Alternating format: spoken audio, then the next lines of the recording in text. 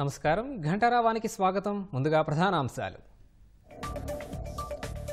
భవన నిర్మాణాలు లేఅవుట్ల నిబంధనలు మరింత సులభతరం.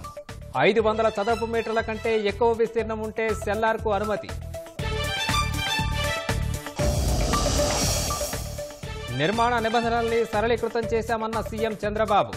ఎవరైనా అక్రమ కట్టడాలు చేపడితే ఊరుకునేది లేదని హెచ్చరిక.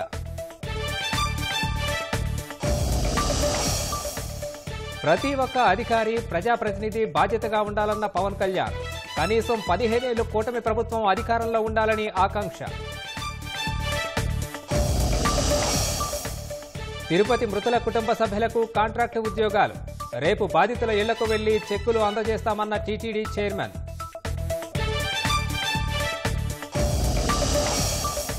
సంక్రాంతి వేళ ప్రయాణికులతో కిటకిటలాడుతున్న ప్రయాణ ప్రాంగణాలు.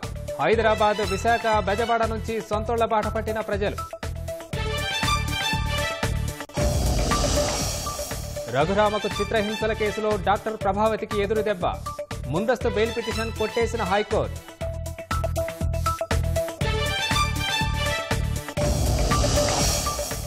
గాలి జనార్దన్ రెడ్డి కేసుల అంశంలో సుప్రీంకోర్టు కీలక నిర్ణయం. విచారణ 4 నెలల్లో పూర్తి చేయాలని సీబీఐకి ఆదేశం.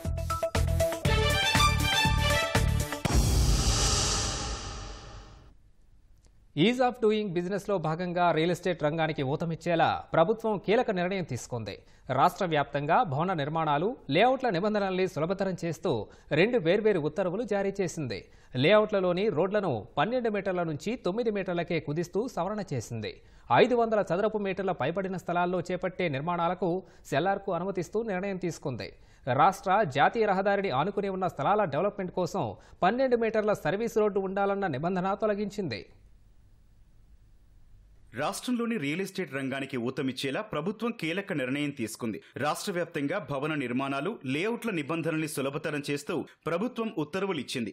AP building rules 2017, AP land development rules 2017లకు సవరణలు చేస్తూ 2 వేర్వేరు ఉత్తర్వులు జారీ చేసింది. కేంద్రం జారీ చేసిన బిల్డింగ్ బైలాస్ లో కొన్ని మార్పులు చేసిన ప్రభుత్వం రియల్ ఎస్టేట్ రంగం పరుగులు పెట్టేందుకు వీలుగా ఆర్థికాభివృద్ధి సాధించేలా నిర్ణయం తీసుకుంది. రాష్ట్రంలో ఈజ్ ఆఫ్ డూయింగ్ బిజినెస్ క్షేత్రస్థాయిలో కనిపించేలా ఈ సవరణలు చేస్తూ ఆదేశాలిచ్చింది. లేఅవుట్లలో రోడ్లను 12 మీటర్లకు బదులుగా 9 మీటర్లకు కుదిస్తూ నిర్ణయం తీసుకుంది. భవన నిర్మాణాలకు సంబంధించి 500 చదరపు మీటర్ల పైబడిన స్థలంలో చేపట్టే నిర్మాణాలకు సెల్లార్కు అనుమతిస్తూ నిబంధనలు సవరించింది. టీడీఆర్ బాండ్ల జారీ కమిటీలో రెవెన్యూ సబ్ రిజిస్ట్రార్ను తొలగిస్తూ నిర్ణయం తీసుకుంది. రాష్ట్ర జాతీయ రహదారిని ఆనుకుని ఉన్న స్థలాలను అభివృద్ధి చేసేందుకు 12 మీటర్ల సర్వీస్ రోడ్డు ఏర్పాటు చేయాలన్న నిబంధనను తొలగించింది.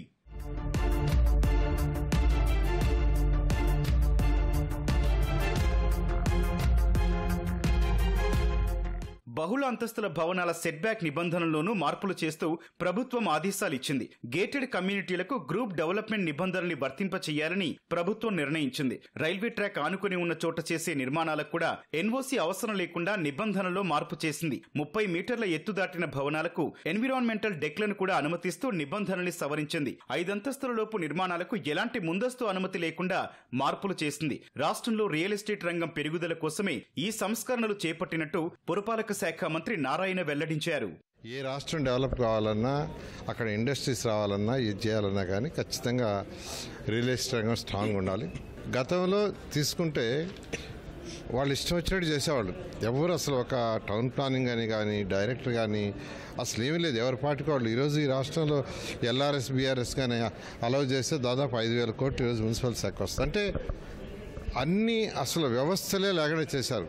5 అంతస్తుల బిల్డింగ్ వరకు, అంటే 18 మీటర్ల లోపల బిల్డింగ్లు ఎవరన్నా కట్టుకోవాలంటే గతంలో లాగా ఆఫీసుల చుట్టూ తిరగబడలేదు. జస్ట్ ఎవరైతే లైసెన్స్డ్ సర్వేయర్స్ ఉంటారో వాళ్ళు యాక్చువల్గా అప్లై చేస్తే ఆటోమేటిక్గా డీమ్డ్ అప్లై చేసి పేమెంట్ కడితే, అయితే తేడా ఏదన్నా వస్తే దాని మీద చాలా స్ట్రింజెంట్ యాక్షన్స్ తీసుకుంటాం. భవన నిర్మాణాలు, లేఅవుట్ నిబంధనలకు సంబంధించి ఢిల్లీ, హర్యానా, మహారాష్ట్ర, మధ్యప్రదేశ్, గుజరాత్, ఒడిశా, కర్ణాటక తదితర రాష్ట్రాల్లో అనుసరిస్తోన్న విధానాలను రాష్ట్ర ప్రతినిధులు అధ్యయనం చేశారు. ఈజ్ ఆఫ్ డూయింగ్ బిజినెస్ లో భాగంగా ఏపీ టౌన్ ప్లానింగ్ చట్టం 1920లోని ఈ నిబంధనల్ని మార్పు చేస్తూ ఆదేశాలిచ్చింది. 10 మీటర్ల కంటే ఎత్తైన భవనాల ప్రణాళికల్ని యజమాని, ఆర్కిటెక్టు, ఇంజనీర్, సర్వేయర్ ఇలా ఎవరు సంతకం చేసి ఆన్లైన్ లో ఉంచినా డీమ్డ్ టు అప్రూవల్ అన్న తరహాలో అనుమతులిచ్చేలా నిబంధనల్ని సరళతరం చేసింది. 500 చదరపు మీటర్లు ఆపై ఉండే ప్లాట్లు బేస్మెంట్ లేదా సెల్లార్ నిర్మాణానికి అనుమతి ఇవ్వాలని నిర్ణయించారు. 200 మీటర్ల కంటే ఎత్తైన హైరైజ్ భవనాలకు హెలిప్యాడ్ ఏర్పాటు చేసుకునే అవకాశాన్ని కూడా కల్పించారు. అయితే దీనికి సంబంధించి airport authority of India, IIT, JNTU, AU లేదా వెంకటేశ్వర విశ్వవిద్యాలయాల ఇంజనీరింగ్ విభాగాల నుంచి కట్టడం భద్రతపై అనుమతి అవసరమని పేర్కొంది. అనుమతులన్నీ సింగిల్ విండో ద్వారానే ఇచ్చేందుకు కూడా నిబంధనల్లో మార్పు చేర్పులను చేసింది. 100 యూనిట్ల కంటే ఎక్కువ నివాసాలున్న భవన సముదాయాల రహదారుల విషయంలోనూ నిబంధనలను సరళతరం చేయాలని నిర్ణయించింది. భవనాల ఎత్తును బట్టి సెట్ బ్యాక్ వెడల్పు విషయంలోనూ నిబంధనల్ని సడలించారు. వ్యవసాయ భూముల్లోనూ పౌల్ట్రీ ఫార్మ్స్ ఏర్పాటు చేసుకునేందుకు వెసులుబాటు కల్పిస్తూ అనుమతి ఇవ్వాలని నిర్ణయించారు. ఈ సంస్కరణలు రియల్ ఎస్టేట్ రంగానికి, ప్రజలకు అత్యంత ప్రయోజనకరంగా మారుతుందని నేతలు చెబుతున్నారు. మనం చూస్తే హైదరాబాద్ కానీ, బెంగళూరు కానీ, మెట్రోపాలిటన్ సిటీస్ ఇవాళ రియల్ ఎస్టేట్ రంగం వల్ల చాలా అభివృద్ధి చెందుతున్నాయి. కాబట్టి ఇవాళ ప్రభుత్వం రంగానే ఒకటే అనుకున్నాం, రియల్ ఎస్టేట్ పెరగాలి. ఇవాళ ప్రజలందరికీ ఇల్లు సౌకర్యవంతమైన ఇల్లు కావాలి. ఎటువంటి ఇబ్బంది లేకుండా అనుమతులు వచ్చే విధంగా దాన్నే సెల్ఫ్ డిక్లరేషన్ కింద తీసుకుని ఇవాళ అనుమతులు ఇవ్వడం జరుగుతుంది. తప్పకుండా ఇది అందరికీ ఇవాళ నిర్మాణ రంగం అంతా కూడా చాలా ఆనందం వ్యక్తం చేస్తుంది. ఈ జీవోల ముందు అభివృద్ధి చెందబోతున్నటువంటి ఆంధ్ర రాష్ట్రంలో నిర్మాణ రంగం చాలా ఫాస్ట్ గా మూవ్ అవుతుంది. ఎక్కువ ఎమ్యూనిటీస్ కూడా కోరుకుంటా ఉన్నారు ప్రజలు. అపార్ట్మెంట్స్ లో కానీ, లేకపోతే విల్లాస్ కానీ, మరి క్లబ్ హౌస్లు కానీ, పార్క్స్ కానీ, విశాలమైన రోడ్లు కానీ చక్కటి వాతావరణాన్ని కోరుకున్నారు. దానికి తగిన విధంగానే మరి ముందుకెళ్తున్నటువంటి విధానం. 5 ఏళ్లు మనం నష్టపోయాం. ఇప్పటికైనా ప్రజలందరూ కూడా ఆలోచించుకుని ప్రభుత్వం చేస్తున్న కార్యక్రమంలో భాగస్వామ్యం కావాలి. టీడీఆర్ బాండ్లు అవసరం లేని వారికి ఆ విలువకు సంబంధించి అక్కడే నిర్మాణం చేసుకునేలా అనుమతి ఇవ్వాలని ప్రభుత్వం నిర్ణయించింది. ఈ సంస్కరణలతో అనధికార లేఅవుట్లు, భవన నిర్మాణాలకు అడ్డుకట్ట పడుతుందని భావిస్తోంది. అనుమతుల కోసం అన్ని కార్యాలయాల చుట్టూ తిరగకుండా సింగిల్ విండో ద్వారానే అనుమతులు సమయాన్ని తగ్గిస్తుందని రియల్ ఎస్టేట్ రంగం ప్రతినిధులు అభిప్రాయం వ్యక్తం చేస్తున్నారు. సింగిల్ విండో సిస్టమ్ ఒకటి ప్రొవైడ్ చేస్తున్నారు. పర్మిషన్ కావాల్సిన అన్ని అనుమతులు కూడా ఒకే చోట ఒకే పాయింట్ లో మొత్తం వచ్చేస్తారు. సో దీనివల్ల ఏంటంటే మాకు 3 to 4 months టైం, అట్లానే అన్ని డిపార్ట్మెంట్ చుట్టూ రెవెన్యూ డిపార్ట్మెంట్ కానీ, లేకపోతే విఎల్టీ దగ్గరికి కానీ, అట్లనే ఫైర్ కానీ, ఎయిర్పోర్ట్ అథారిటీ కానీ వాళ్ళందరి దగ్గర తిరగాల్సిన అవసరం ఉండదు. అన్ని 15 days లో అయిపోతాయి మొత్తం. దీని వల్ల ఏంటంటే మాకు టైం కలిసి వస్తుంది, అట్లానే కాస్ట్ ఆఫ్ ఫండ్స్ కూడా తగ్గిపోతుందండి. ఈ ఈజ్ ఆఫ్ డూయింగ్ బిజినెస్ లో గవర్నమెంట్ కి రెవెన్యూ ఏం తగ్గదు, పెరుగుతుంది. ఎందుకంటే ప్రతి పర్మిషన్ కి చాలా లేట్ అవుతుంది. సో ప్రతి ఏ చోట చూసినా 6 నెలల నుంచి సంవత్సరం వరకు మినిమం పర్మిషన్ కే పడుతుంది. దానివల్ల ఇన్పుట్ కాస్ట్ డెవలపర్స్ కి ఎక్కువ అవుతుంది. దీనివల్ల అగైన్ ఎక్కడ మళ్ళీ ఎండ్ యూజర్ కే డెఫినెట్ గా ఇబ్బంది పడుతుంది.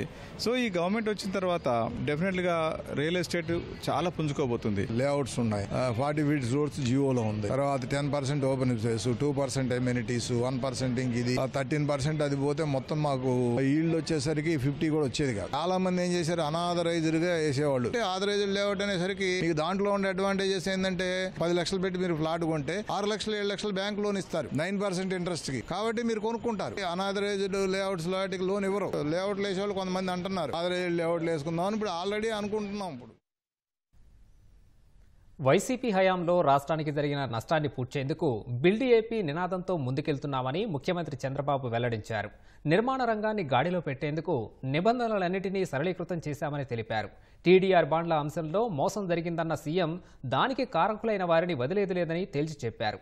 గుంటూరులో జరిగిన స్థిరాస్తి ప్రదర్శన కార్యక్రమంలో చంద్రబాబు పాల్గొన్నారు. 5 ఏళ్ల వైసీపీ పాలనలో కుదేలైన నిర్మాణ రంగాన్ని గాడిలో పెట్టేందుకు కూటమి సర్కారు తీవ్రంగా కృషి చేస్తోంది. ఈ నేపథ్యంలో నిర్మాణ రంగానికి సంబంధించి కీలకంగా వ్యవహరించే నరిట్కో ఆధ్వర్యంలో గుంటూరులో స్థిరాస్తి ప్రదర్శన ఏర్పాటు చేసింది. ఈ ప్రదర్శనను ముఖ్యమంత్రి చంద్రబాబు, పురపాలక శాఖ మంత్రి నారాయణ ప్రారంభించారు. అనంతరం అక్కడ ఏర్పాటు చేసిన స్టాళ్లను పరిశీలించారు. అనంతరం మాట్లాడిన సీఎం ప్రజలు తమను నమ్మి 93% స్ట్రైక్ రేట్తో పట్టం కట్టారని, దాన్ని నిలబెట్టుకునేందుకు నిరంతరం పనిచేస్తున్నామని తెలిపారు. వైసీపీ హయాంలో రాష్ట్రం విధ్వంసానికి గురైతే కూటమి సర్కారు బ్రాండ్ ఏపీ నినాదంతో ముందుకెళ్తోందని వెల్లడించారు. నిర్వీర్యమైన రాష్ట్రం, ఎక్కడికి పోయినా సమస్యల వలయం, అన్ని రంగాలు కూడా పతనావస్థకు చేరిపోయినాయి. నిర్మాణ రంగం అయితే అడ్రస్ లేకుండా పోయే పరిస్థితి వచ్చింది. 30-40 లక్షల కుటుంబాలు నిర్మాణ రంగం పైన ఆధారపడుతున్నారు. ఒక అమరావతిని పూర్తిగా నిర్వీర్యం చేసి రాష్ట్రంలో నిర్మాణ రంగం అనేది నిలదొక్కోకుండా చేసే పరిస్థితికి వచ్చారు. ఎక్కడ చూసినా డెమాలిషన్ చేయడం, భయభ్రాంతులను చేయడం, ఇలాంటి చాలా కార్యక్రమాలు కూడా జరిగాయి. బిల్డ్ ఏపీ అనే నినాదంతో ఈ రోజు మనం అందరం ముందుకు పోతున్నాం. నిర్మాణ రంగానికే కాకుండా అనుబంధ రంగాల్లో అన్నిటికీ ప్రాధాన్యత ఇచ్చాం. రియల్ ఎస్టేట్ రంగంలో సమస్యల పరిష్కారానికి కృషి చేస్తున్నామని, అందులో భాగంగానే ఉచిత ఇసుక విధానం తెచ్చామని సీఎం స్పష్టం చేశారు. భవన నిర్మాణ నిబంధనల్ని సరళీకృతం చేసి స్థిరాస్తి రంగానికి ఊతమిస్తున్నామని వెల్లడించారు.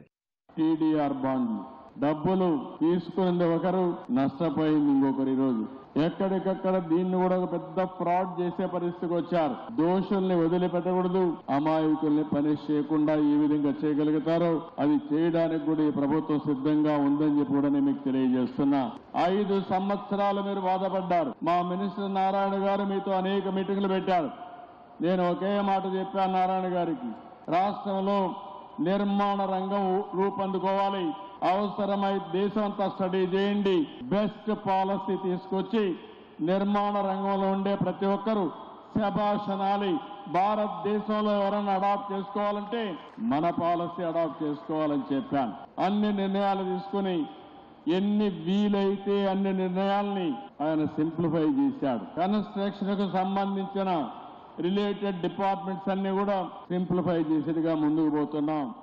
రాష్ట్రంలో ఎవరైనా అక్రమ నిర్మాణాలు చేపడితే ఊరుకునేది లేదని సీఎం తేల్చి చెప్పారు.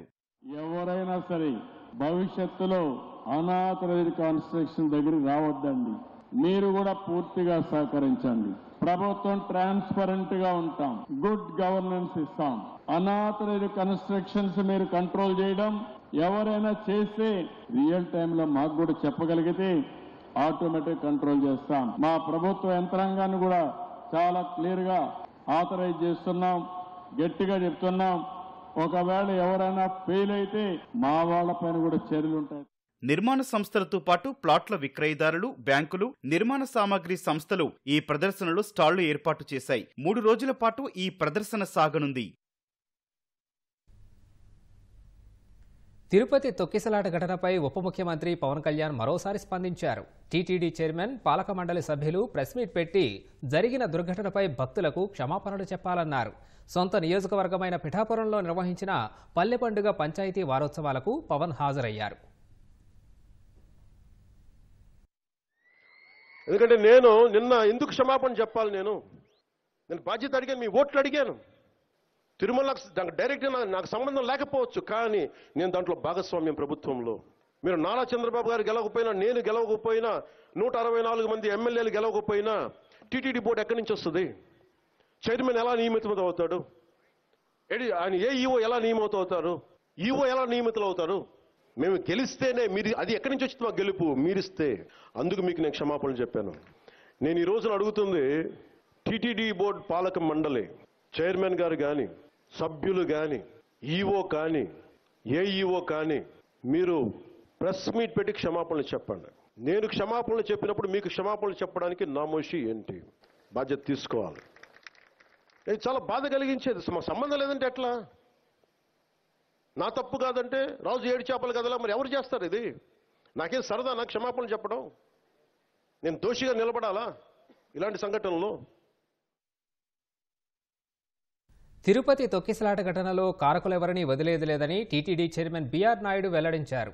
తప్పిదం ఎలా జరిగిందనే దానిపై న్యాయ విచారణలో తేలుతుందన్నారు. మృతుల కుటుంబాలకు చెక్కులు సిద్ధం చేశామని, రేపు బాధితుల ఇళ్లకు వెళ్లి అందజేస్తామని ఆయన వివరించారు. మృతుల కుటుంబ సభ్యుల్లో ఒకరికి కాంట్రాక్టు ఉద్యోగం ఇస్తామని ప్రకటించారు. 9 సెంటర్లు పెట్టినా కానీ ఎలాంటి సంఘటన జరగలేదు. ఈ 1-2 చోట్లనే కొంచెం అక్కడ ఉన్నటువంటి ఇబ్బందుల వల్ల, ఆఫీసర్ ఇబ్బందుల వల్ల జరిగింది. మనం ఎవరి మీద నెట్టట్లేదండి, అది ఎంక్వైరీలు తేలుతుందండి. మనం ఇప్పుడు నేను కూడా ఎవరు ఫలాని XYZ మీద నెట్టట్లేదు. తప్పిదం జరిగింది, అది ఎట్లా జరిగింది, ఎలా జరిగింది అనేదే జ్యుడిషియల్ ఎంక్వైరీ. ఎవరో ఒకళ్ళిద్దరు యాక్సిడెంటల్ గా చేసిన తప్పే తప్ప వాళ్ళు కూడా కావాలని చేశారా అనేది రిపోర్ట్ లో వస్తుంది. దానికి అనుగుణంగానే మనం చర్యలు తీసుకోవటం జరుగుతుంది. ఎవరిని ఉపేక్షించే ప్రసక్తే లేదు. క్షమాపణ చెప్తే చెప్పడంలో తప్పలేదు. చెప్పినంత మాత్రాన చనిపోయిన వాళ్ళు బతికి రారు కదా. అది అవన్నీ ఎవరో ఏదో మాట్లాడారంటే వాటికన్నిటికీ స్పందించాల్సిన అవసరం లేదు. కాకపోతే తప్పిదం జరిగింది, అది ఎలా జరిగింది, ఎట్లా జరిగింది అనేది ఎంక్వైరీ చేస్తారు. బాధ్యుల మీద కఠినమైన చర్యలు తీసుకుంటారు, అందులో ఏమాత్రం డౌట్ లేదు.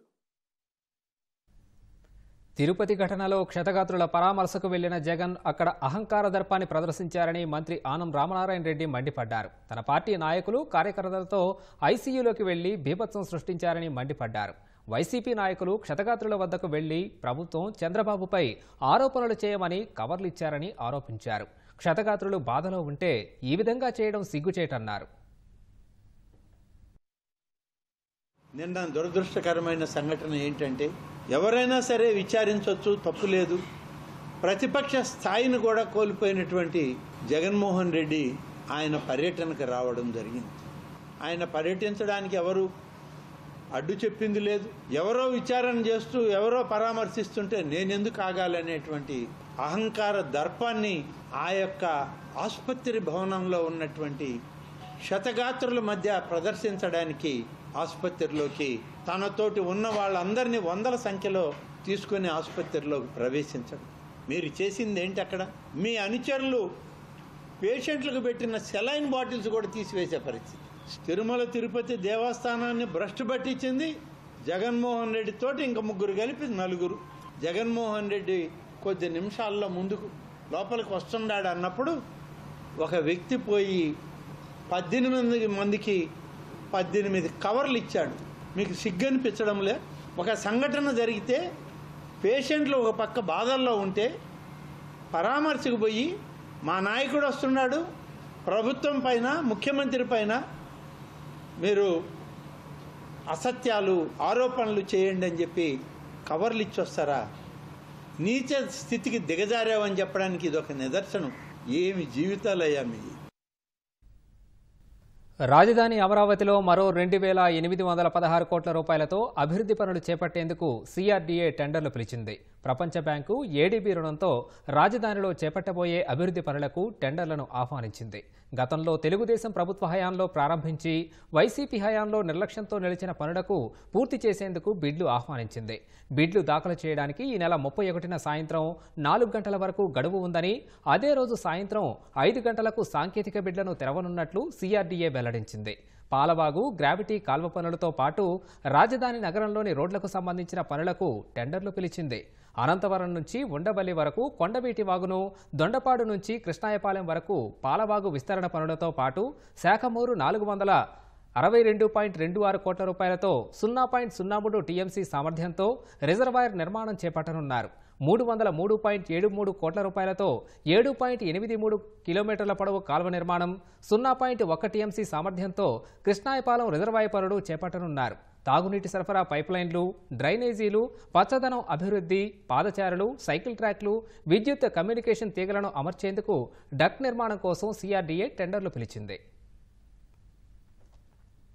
రాష్ట్రంలో యువతకు ఉపాధి అవకాశాలను మెరుగుపరిచే స్కిల్ సెన్సెస్ ప్రీ వ్యాలిడేషన్ కోసం ఇన్ఫోసిస్తో రాష్ట్ర ప్రభుత్వం ఒప్పందం కుదుర్చుకుంది. ఆర్థిక వనరులతో సంబంధం లేకుండా జనరేటివ్ ఏఐ ఉపయోగించి అభ్యర్థుల నైపుణ్యాల ముందస్తు ధృవీకరణ కోసం డిజిటల్ ప్లాట్ఫామ్ను అందించేందుకు ఇన్ఫోసిస్ ముందుకొచ్చింది. మంత్రి నారా లోకేష్ సమక్షంలో అవగాహన ఒప్పందం కుదుర్చుకుంది. కార్పొరేట్ సోషల్ రెస్పాన్సిబిలిటీ కింద స్కిల్ సెన్సెస్ డేటా ప్రీ వ్యాలిడేషన్కు ఇన్ఫోసిస్ ముందుకు రావడం అభినందనీయమని మంత్రి లోకేష్ అన్నారు. యువత నైపుణ్యాలను అంచనా వేసి మార్కెట్ డిమాండ్కు అనుగుణంగా వారికి నైపుణ్య శిక్షణ అందించడానికి మార్గం సులభతరం అవుతుందని లోకేష్ అన్నారు. ఉచిత శిక్షణ, సాంకేతిక అభివృద్ధి, డిజిటల్ ప్లాట్ఫామ్ నిర్వహణ మొత్తం ఇన్ఫోసిస్ చేపట్టనుంది. ఓఎంసీ కేసుల విచారణలో సుప్రీంకోర్టు కీలక ఆదేశాలు జారీ చేసింది. 4 నెలల్లో గాలి జనార్దన్ రెడ్డి కేసుల విచారణ పూర్తి చేయాలని ఆదేశించింది. గతేడాది సెప్టెంబర్ 30న ఇదే ఆదేశాలు జారీ చేసిన సిబిఐ విచారణ పూర్తి చేయకపోవడంతో జస్టిస్ సుందరేష్ నేతృత్వంలోని ధర్మాసనం తీవ్ర ఆగ్రహం వ్యక్తం చేసింది. మరో 4 నెలలు మాత్రమే చివరి గడువు విధించింది. ఇకపై గడువు పెంచబోమని తేల్చి చెప్పింది. అక్రమ మైనింగ్ కేసులో గాలి జనార్దన్ రెడ్డి సోదరులపై సిబిఐ కేసు నమోదు చేయగా 13 ఏళ్లుగా ఈ కేసు కొలిక్కి రాలేదు. సిబిఐ విచారణ సాగతీతపై ఆగ్రహం వ్యక్తం చేసిన సుప్రీంకోర్టు మరో 4 నెలల్లో విచారణ పూర్తి చేయాలని ఆదేశించింది. రఘురామకృష్ణరాజును కస్టడీలో వేధించిన కేసులో గుంటూరు జీజీహెచ్ మాజీ సూపరింటెండెంట్ ప్రభావతికి హైకోర్టులో ఎదురుదెబ్బ తగిలింది. ఈ కేసులో ముందస్తు బెయిల్ కోరుతూ ప్రభావతి దాఖలు చేసిన పిటిషన్ను హైకోర్టు కొట్టివేసింది. సిఐడి కస్టడీలో తనను వేధించారంటూ నగరపాలెం పోలీసులకు రఘురామ ఫిర్యాదు చేశారు. అప్పట్లో జీజీహెచ్ సూపరింటెండెంట్గా ఉన్న ప్రభావతి తప్పుడు వైద్య నివేదిక ఇచ్చారంటూ రఘురామ ఆమెపైన ఫిర్యాదు చేయగా పోలీసులు కేసు నమోదు చేశారు. ఈ కేసులో ముందస్తు బెయిల్ కోరుతూ ప్రభావతి పిటిషన్ దాఖలు చేయగా విచారణ జరిపిన హైకోర్టు పిటిషన్ను కొట్టివేసింది.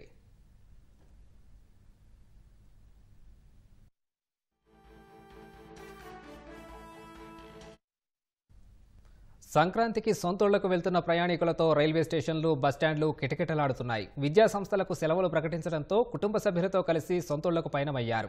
ఆయా ప్రాంతాలకు వెళ్లే ప్రయాణికులతో Vijayawada Nehru bus stand, railway station రద్దీగా మారింది. ప్రయాణికుల రద్దీ మేరకు ఆర్టీసీ అధికారులు అదనంగా ప్రత్యేక బస్సులు నడుపుతున్నారు. కోస్తాంధ్ర, ఉత్తరాంధ్ర వెళ్లేవారు ఎక్కువగా ఉండటంతో ప్రత్యేక బస్సులు ఏర్పాటు చేశారు. ప్రత్యేక బస్సుల్లోనూ సాధారణ ఛార్జీలు వసూలు చేస్తున్నారు. ప్రత్యేక రైళ్లను రైల్వే శాఖ ఏర్పాటు చేసినా అవి సరిపోక ప్రయాణికులు అవస్థలు పడుతున్నారు. పిల్లలతో వెళ్లాలంటే తీవ్ర ఇబ్బందులు పడుతున్నామని ప్రయాణికులు వాపోతున్నారు. ప్రత్యేక రైళ్లను పెంచాలని కోరుతున్నారు. హైదరాబాద్లోని MGBS, JBS, Dilsukh Nagar, LB Nagar బస్టాండ్లు కిక్కిరిసిపోతున్నాయి. బస్సుల కోసం ప్రయాణికులు ఎగబడుతున్నారు.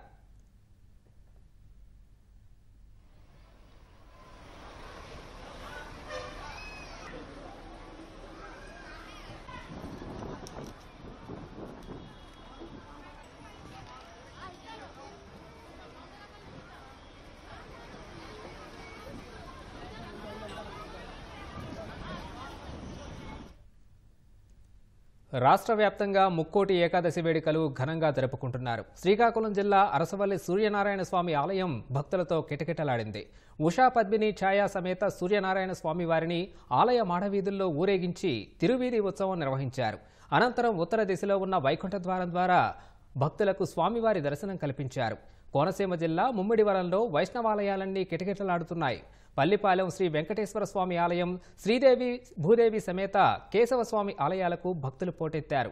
వైఎస్ఆర్ జిల్లా జమ్మలమడుగు శ్రీ నారాపురం వెంకటేశ్వర స్వామి ఆలయంలో వైకుంఠ ఏకాదశి వేడుకలు ఘనంగా నిర్వహించారు. వేంపల్లిలో వృషభాచలేశ్వర ఆలయం గోవింద నామస్మరణతో మారుమోగింది. తిరుపతిలో వెంకటేశ్వర స్వామి ఆలయాలకు భక్తులు పోటెత్తారు. సత్యసాయి జిల్లా పుట్టపర్తి, హిందూపురం నియోజకవర్గాల్లో వైష్ణవాలయాలన్నీ భక్తులతో కిటకిటలాడుతున్నాయి. హిందూపురంపేట వెంకటరమణ స్వామికి తులాభారం నిర్వహించారు.